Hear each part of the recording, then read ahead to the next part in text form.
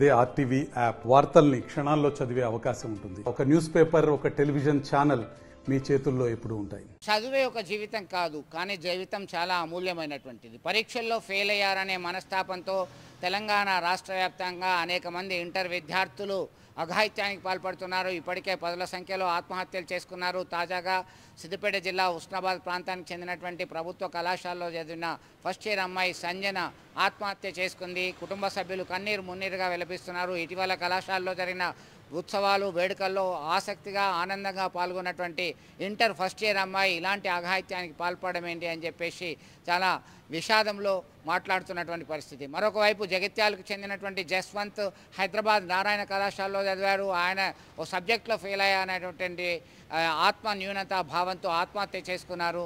దీంతో ఆ కుటుంబం కన్నీరు మున్నీరుగా విలపిస్తుంది. మొత్తం మీద విద్యార్థులారా ఒకటే గుర్తుపెట్టుకోండి, ఇది ఆత్మహత్యలు ఏ సమస్యకి పరిష్కారం కాదు. మీరు పరీక్షలు ఫెయిల్ అయితే మళ్ళీ రాసుకోవచ్చు. మీరు అనుకున్నటువంటి ఉన్నత శిఖరాలు సాధించుకోవచ్చు. కాకపోతే ఖచ్చితంగా ఒక ధైర్యంతో, దృఢ సంకల్పంతో, క్రమశిక్షణతో మీరు ముందుకు వెళ్తే అనుకున్నవి సాధించే అవకాశాలు స్పష్టంగా కనబడుతున్నాయని నిపుణులు ఇప్పటికే సూచిస్తున్నటువంటి పరిస్థితి మనం గమనించవచ్చు. ఇంటర్మీడియట్ పరీక్ష ఫలితాలు మొన్న విడుదలైన నేపథ్యంలో అనేక మంది ఇంటర్ విద్యార్థులు మార్కులు తక్కువ వచ్చాయని లేకపోతే ఫెయిల్ అయినామని ఆత్మహత్యలు చేసుకుంటున్నారు. ఇది చాలా బాధాకరం. విద్యార్థులు ఎవరు కూడా ఆత్మహత్యలు చేసుకోకుండా మనోధైర్యంతో ఉండాలని చెప్పి ఏఐఎస్ఎఫ్ పక్షాన పిలుపునిస్తా ఉన్నాం. ఇలా మార్కులే ముఖ్యం కాదు, జీవితం కూడా చాలా ముఖ్యమైనది. జీవితంలో అనేక ఒడిదుడుకులు ఎదుర్కోవాల్సిన అవసరం భవిష్యత్తులో ఉంటుంది. కాబట్టి ఫెయిల్ అయిన విద్యార్థులు, మార్కులు తక్కువ వచ్చిన విద్యార్థులు మళ్ళీ మీ యొక్క పరీక్షలు రాసుకొని పాస్ అవ్వాల్సిన అవసరం ఉంటుంది. కాబట్టి ఆ విధంగా మీ యొక్క భవిష్యత్తు కార్యాచరణ నిర్ణయించుకోవాలి.